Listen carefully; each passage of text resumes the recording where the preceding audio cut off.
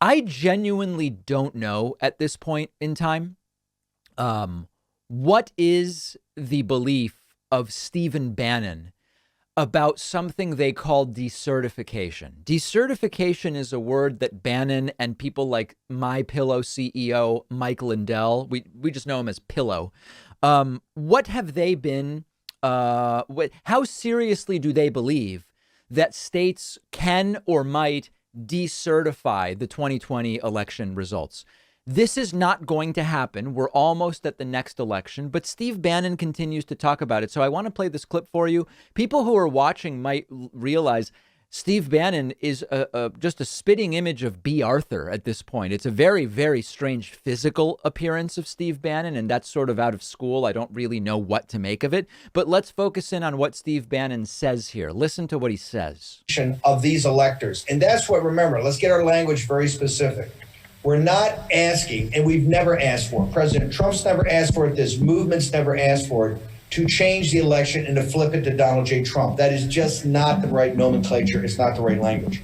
What we've asked for is very simple, that only certifiable, constitutional, legal, chain of custody votes from American citizens can be counted for the November 2020 election. Now, of course, that's exactly what happened. There has been no evidence that votes that should not be counted were counted. So far, I'm with Bannon. Only valid votes should be counted.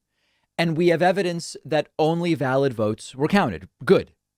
Once they're counted, right, in an accurate way, and real votes, not things that came in through machines, although I'm not a machine guy, as people know, but once we get everything... Remember, Mike Pillow wants to sue all machines. ...counted, okay, that's the election. And we know now, whether it is in Pennsylvania, whether it's in Wisconsin, Arizona, or Georgia, those 4 states alone, we understand right now, and I think eventually Nevada and Michigan, but those 4 states alone, we can move right now the state legislature to decertify the electors, not to flip the election, to decertify the electors and do what the Constitution says, flip it to the House of Representatives, where you vote by delegation, state by state. And of course, we control 26 or 27 of those delegations. Okay, so again, Bannon is saying states can say our electors weren't valid, and then you, instead of going by electoral votes, each state gets 1 vote for who should be president. 26 states out of 50 will say we believe Trump, and then Trump becomes the president. This is not going to happen. First of all, we are almost at the next election. We're what is it now? 8 months, 7.5 months from the midterms. But putting that aside, everything Bannon says in this clip is untrue. And I don't know if Bannon really believes what he's saying. There is no legal basis to decertify a state's election or electors. It's just not a thing. There is no provision in the United States Constitution that says if states, quote, decertify their electors, then anything happens. Joe Biden is president. To remove Joe Biden, he would need to die. The 25th Amendment could be used, or he could be convicted on impeachment. Those are the 3 ways that you can, quote, remove the president. And in any of those 3 situations, the vice president would assume the presidency. So what Bannon is talking about doesn't exist. And the most important consideration here is imagine that even though there is no such process as the decertification, imagine some state invented it and created it.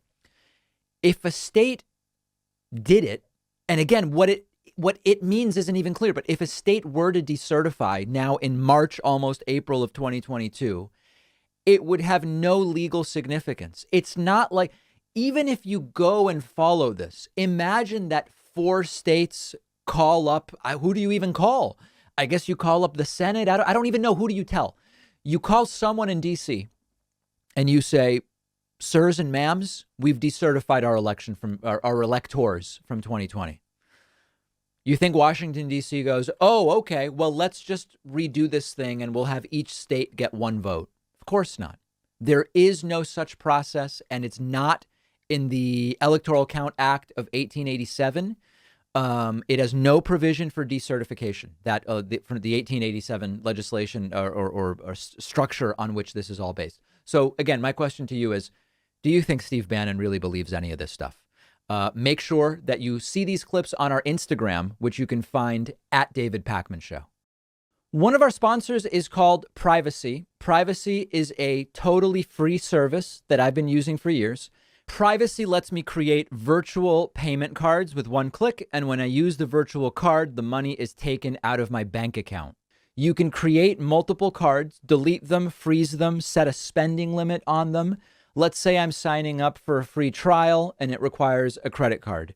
Privacy will autofill a virtual card number, and then after signing up, I can delete that virtual card. So I know I'm not going to be charged again. Something really useful and very practical. Or let's say I'm ordering food over the phone, but I left my wallet somewhere. I don't have my real credit card on me.